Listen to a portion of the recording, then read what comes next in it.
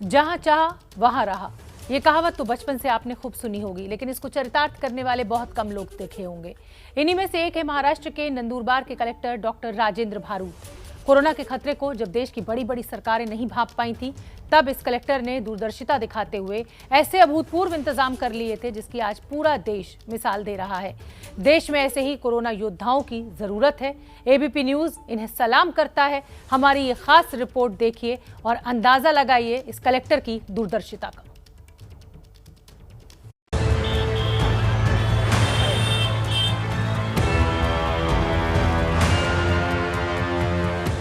ये है मुंबई से करीब 400 किलोमीटर दूर महाराष्ट्र का एक छोटा सा जिला नंदुरबार। महाराष्ट्र गुजरात के बॉर्डर से सटे इस जिले का नाम देश के बहुत सारे लोग नहीं जानते होंगे, लेकिन आज नंदुरबार के बारे में जानना पूरे देश के लिए जरूरी है। कोरोना काल में इस जिले के कलेक्टर डॉक्टर राजेंद्र भारूद ने जो कर दिखाया है, इसके लिए देश उनका ऋणी होना चाहिए। नंदुरबार भी महाराष्ट्र के उन इलाकों में है जहां पर कोरोना का कोहराम है, लेकिन खास बात यह है कि यहाँ ऑक्सीजन की कोई कमी नहीं। ऐसा मुमकिन हुआ कलेक्टर डॉक्टर राजेंद्र भारूद की वजह से, जो पढ़ाई लिखाई से एक एमबीबीएस डॉक्टर हैं और पेशे से एक कलेक्टर हैं। वो 2013 बैच के आईएएस अफसर हैं। उन्होंने महाराष्ट्र के एक आदिवासी बाहुल्य जिले कहे जाने वाले नंदुरबार को ऑक्सीजन के मामले में आत्मनिर्भर बना दिया है। हम सभी जानते हैं कि कोरोना संक्रमण से जूझ रहे मरीजों के इलाज में ऑक्सीजन बड़ी भूमिका निभाता है।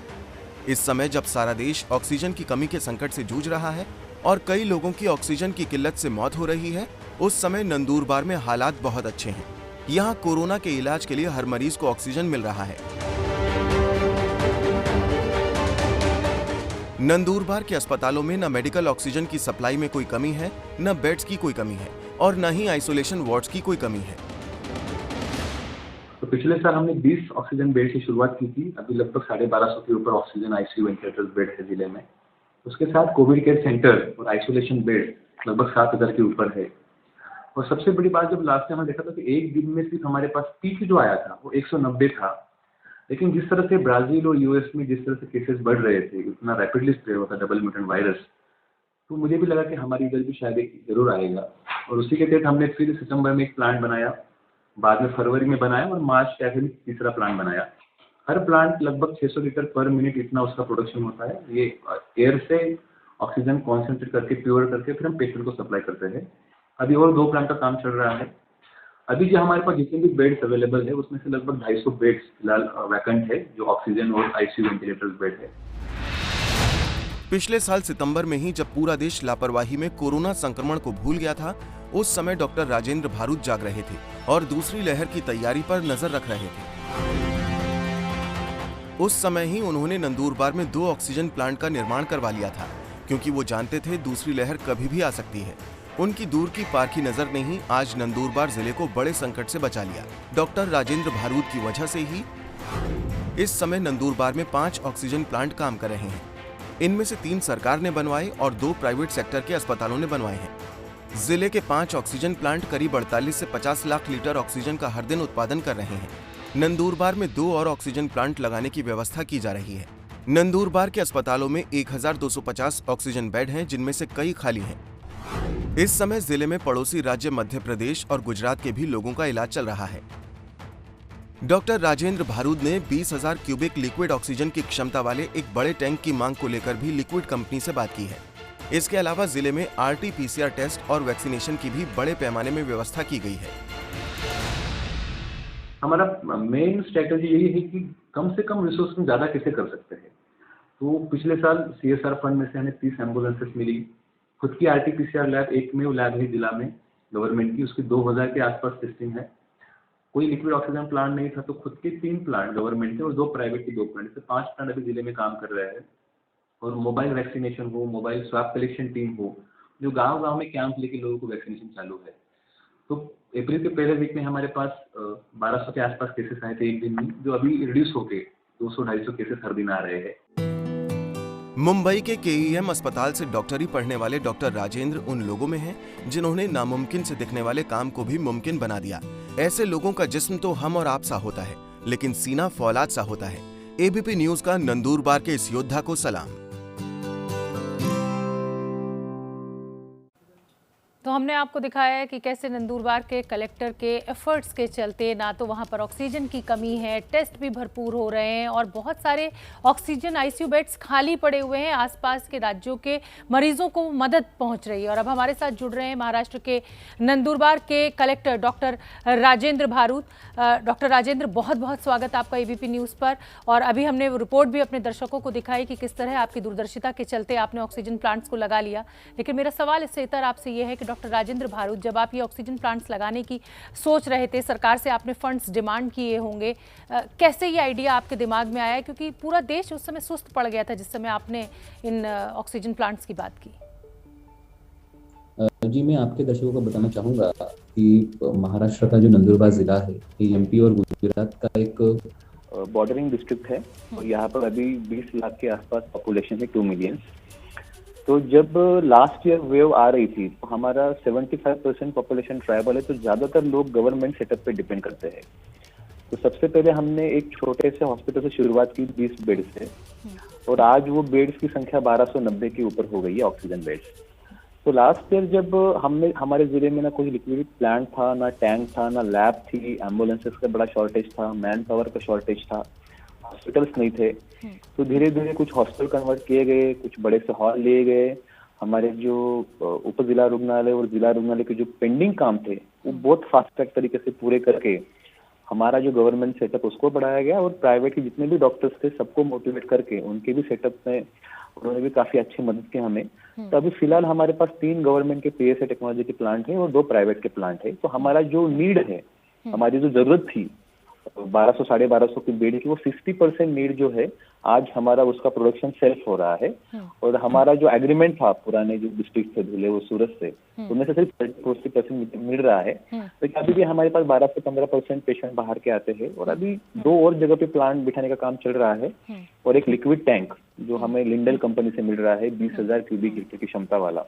तो इससे अगर पूरे जिले में 8 पीएसए प्लांट और एक बड़ा लिक्विड टैंक बन जाता है तो जिले की जरूरत हमेशा के लिए खत्म हो जाएगी। डॉक्टर राजेंद्र, क्या आप और जिलों की भी मदद कर पा रहे हैं? इतनी ऑक्सीजन है आपके पास?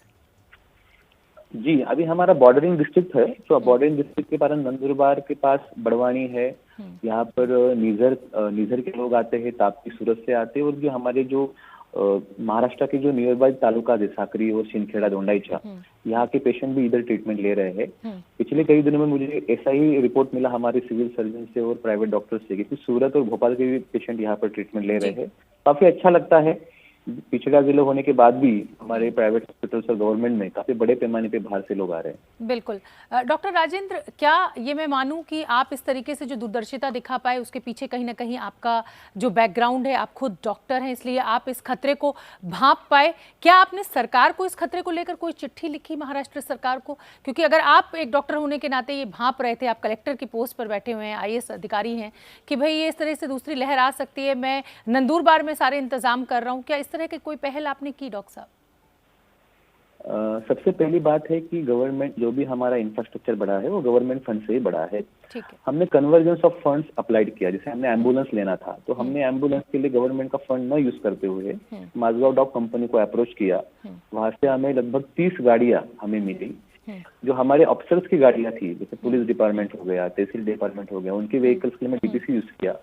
प्लांट के लिए हमने डिजास्टर का फंड यूज किया, और डेवलपमेंट हमारा जो हमारे पास खुद का ही डेवलपमेंट फंड रहता है उसका फंड यूज किया, और 2 प्लांट और लगाए।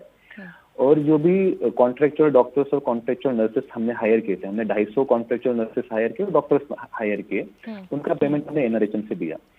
तो last year government of Maharashtra का हमारा एक स्पेसिफिक SOP हमने बनाया था कि जिले में किस तरह से SOP हो, जैसे कंट्रोल रूम से लेके वेबसाइट से लेके हर चीज पूरी पारदर्शक हो, लोगों को समझे कितने बेड्स कौन से हॉस्पिटल में कब कब हो रहे हैं। और ये सब चीजें के बारे में कुछ इनिशिएटिव हमने नंदुरबार में लिए, जैसे वेबसाइट का डेवलपमेंट हुआ या एम्बुलेंस इतनी बड़ी मात्रा में परचेस करना हुआ। जैसे एक हमारा इनिशिएटिव था ऑक्सीजन नर्स, कि जितना भी ऑक्सीजन हम हॉस्पिटल्स को दे रहे हैं, हर एक हॉस्पिटल का ऑक्सीजन का ऑडिट होना चाहिए, और सही मात्रा में जा रहा है, ज्यादा मात्रा में कंज्यूम तो नहीं हो रहा है, उसका वेस्टेज या लीकेज तो नहीं हो रहा है, उसको रोका जाए। तो 50 बेड के लिए एक डेडिकेटेड नर्स वो 3-3 घंटे में हर व्यक्ति का ऑक्सीजन सैचुरेशन चेक करती थी, और उसके कारण क्या हुआ कि हमारा जो डिमांड था वो काफी कंट्रोल में आ गए।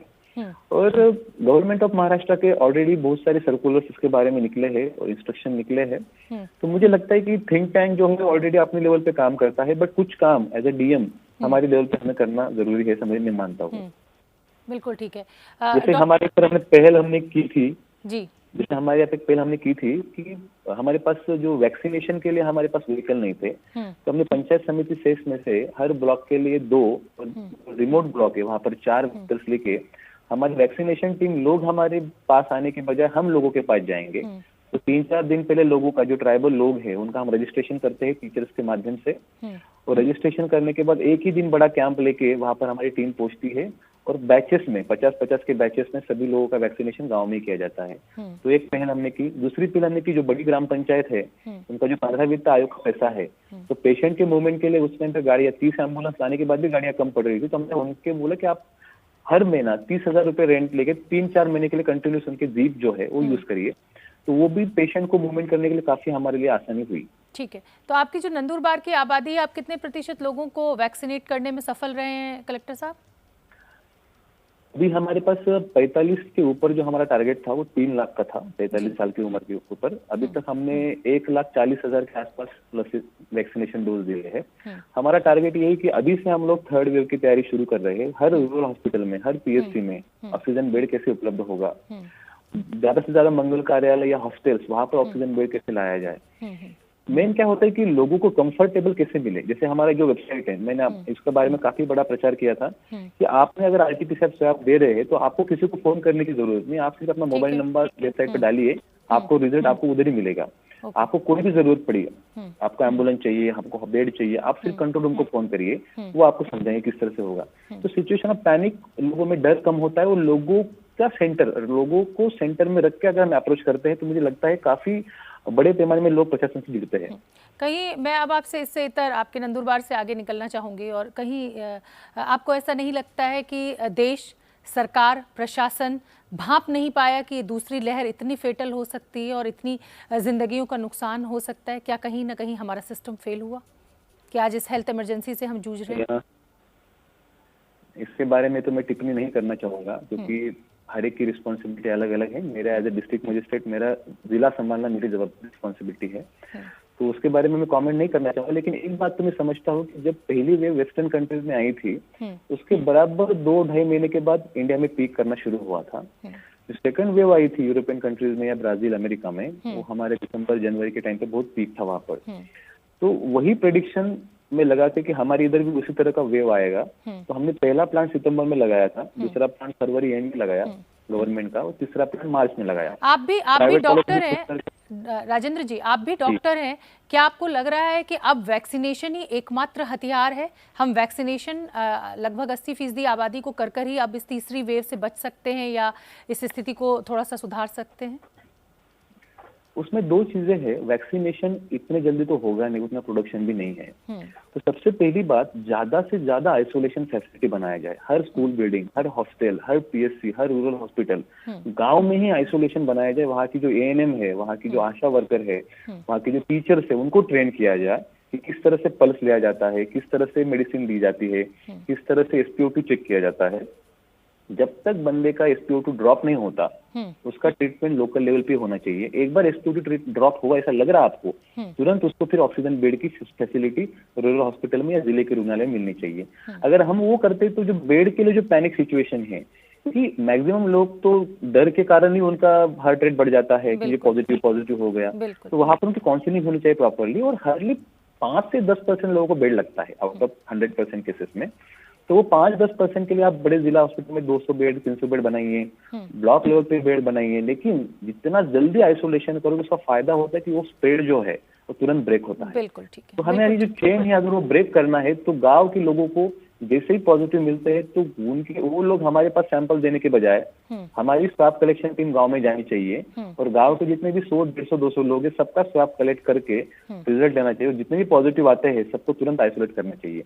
ये अगर पॉलिसी हम यूज करते हैं तो मुझे लगता है काफी बड़े पैमाने पे कोविड कंट्रोल हो सकता है। बहुत बहुत धन्यवाद डॉक्टर राजेंद्र, आपने जिस तरह से अपनी दूरदर्शिता दिखाते हुए नंदुरबार का तो कम से कम भला किया ही है। हमारी बहुत बहुत शुभकामनाएं और बहुत बहुत धन्यवाद, आपने एबीपी न्यूज के लिए समय निकाला। सलाम है हमारा आप जैसे कलेक्टर्स को। कोरोना काल में इंसानियत की हर दिन नई मिसाल कायम हो रही है। बोकारो के देवेंद्र भी ऐसे ही दोस्ती की मिसाल उन्होंने पेश की है। उन्होंने बोकारो से नोएडा का 1400 किलोमीटर का सफर तय कर अपने दोस्त की जान बचाने के लिए ऑक्सीजन सिलेंडर पहुंचाया है।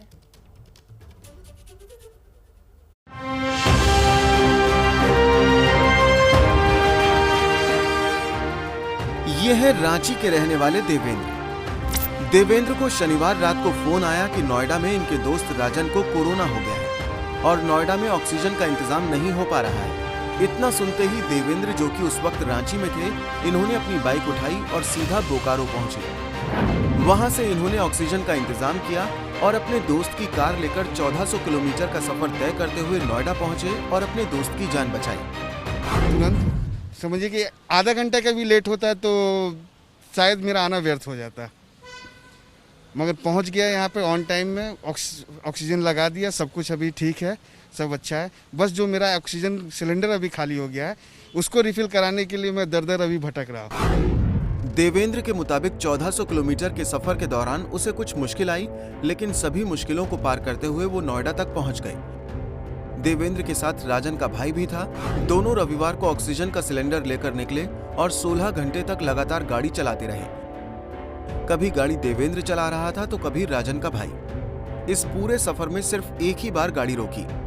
सर 1400 किलोमीटर चली थी। 1400 किलोमीटर बिना कहीं रुके हुए, बिना कहीं सोए हुए, लगभग मैं 15 घंटे में पहुंच गया था यहाँ। 15 से 16 घंटे में।